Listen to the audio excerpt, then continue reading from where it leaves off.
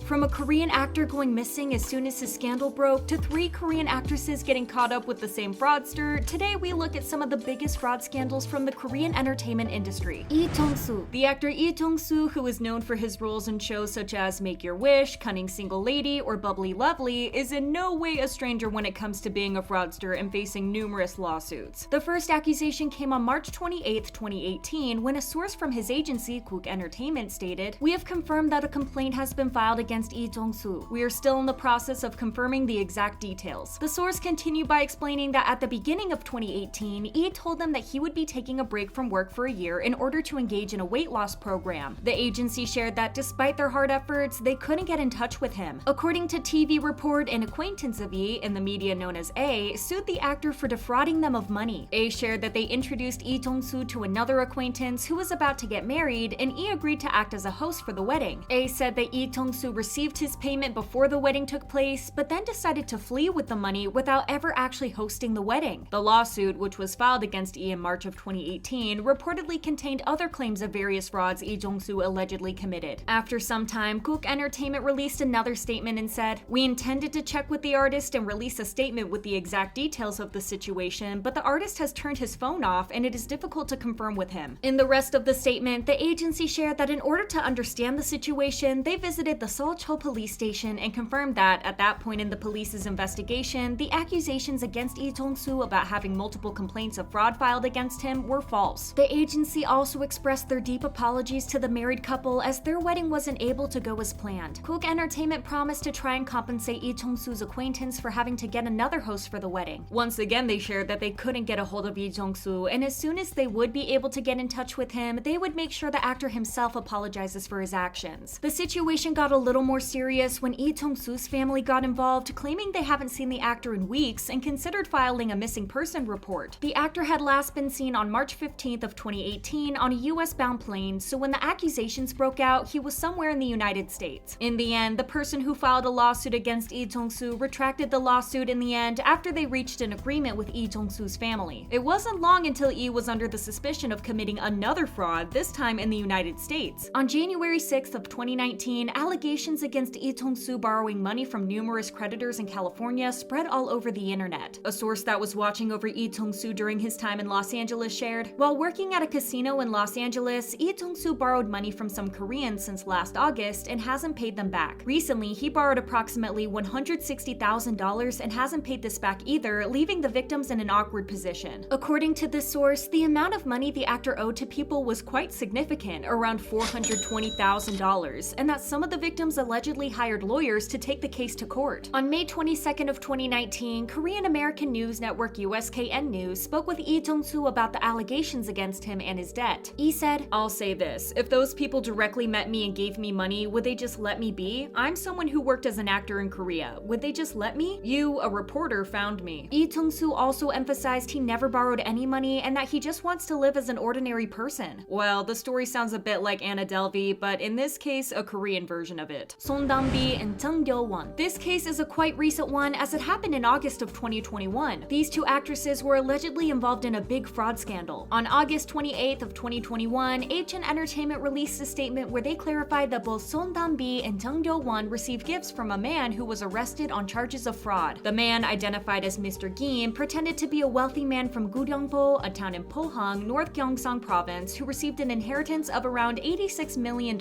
According to reports, Mr. Kim lived a lavish lifestyle full of multiple expensive cars, boats, luxurious pool villas, and he even owned several pensions. In April of 2021, Mr. Kim was arrested on charges of fraud, joint intimidation, and joint blackmail. He was accused of stealing major advance investments that he pretended would go into a squid sales business between June of 2018 and January of 2021. The total amount of money Mr. Kim defrauded was about $10 million, and his victims came from various places of businesses. There was a brother of a former National Assembly member, a well-known journalist, and a private lecturer in Seoul. It's said that the brother of a former National Assembly member suffered the greater loss as about $7.4 million was stolen from him. On top of all of it, Mr. Kim was also accused of lobbying various influential people by giving them seafood products, luxury goods, golf clubs, cars, and other things. So how does it all tie to these two actresses? Well, it was reported by the media that in 2019, Dambi's manager was recruited as one of Mr. Kim's company employees. Mr. Kim then went went and gifted the actress an expensive car and different kinds of designer clothes and purses through his connection with Son Dambi's manager. It got a little confusing when it was also claimed that Mr. Kim and Son Dambi had a relationship and that Mr. Kim paid off the money Son Dambi borrowed from Jung Do-won, which was about $43,000. Allegedly, when Son Dambi introduced Mr. Kim to Jung Do-won, the actress received an expensive car from him as well. Their agency immediately debunked all the theories and said, in Pohang in 2019, Son Dambi was approached by Kim Dae-woo, a seafood businessman who claimed to be a fan of hers. He gifted her with drinks and snacks. Later, Mr. Kim also attempted to give her expensive presents without her consent, and she immediately returned all the gifts and cash that he had given her. The agency further emphasized that Son Dambi had no connection to Mr. Kim's fraud scandal. In the case of Jung Do-won, the agency denied that the car she received was a gift from Mr. Kim. The agency stated, Jung Do-won's car was purchased from a second-hand dealer and is not a gift from Mr. Kim. At a location where multiple other people were present, Mr. Kim first approached her by saying that he knew someone who worked in the car industry. Jung Do-won then reached out to Mr. Kim to ask if he knew of someone who could find the model she was interested in. Through Mr. Kim's younger sibling, she was able to obtain her car through a second-hand dealership. There were also clear receipts for Jung Do-won depositing the proper payment into Mr. Kim's account. Both of the actresses suffered a lot of damage because of these accusations and false information that was spread online. Thankfully, the agency did a really good job investigating the case, and both actresses were able to bounce back from it. Pakhasana had also been accused of getting caught up with Mr. Kim along with Son Dambi and Jung Do-won. Thankfully, her agency Key East had quickly and firmly denied all accusations tying the actress to Mr. Kim. On September 1st of 2021, Key East released a statement where they denied that Pakhasana had any personal involvement with Mr. Kim. The agency explained that while Pakhasana had once met with the man while looking around for a potential new agency before her contract expired, she had never seen Mr. Kim again, and she also didn't receive any sort of gifts or financial assistance from him. The agency said, around the end of 2020, when Pakhasana's contract with our agency was expiring and she was debating whether to renew her contract, a former manager who had left the agency introduced Mr. Kim to her as a major investor in a new management agency. Although Pakhasana did meet Mr. Kim while being accompanied by this former manager, this was simply one step in her process of researching many different management agencies. The agency continued by stating that people were spreading and creating groundless rumors online and that they are classified as serious criminal acts in violation of the Act on Promotion of Information and Communications Network Utilization and Information Protection. These actions could result in criminal punishment, including imprisonment. Furthermore, Key East shared that they would adopt a zero-tolerance policy when they respond to these sorts of criminal acts. At the time the statement was released, the agency was already in the process of pressing legal charges against one YouTube channel that spread misinformation about the actress. Their statement ended with, "We hope that you will immediately cease all acts that defame Pakhasana, such as creating or spreading false rumors that attack her character. Thank you." And it looks like her name got fully cleared. Do you guys know of any other actors that had a fraud scandal? Share your thoughts in the comments. Thank you for watching. Bye.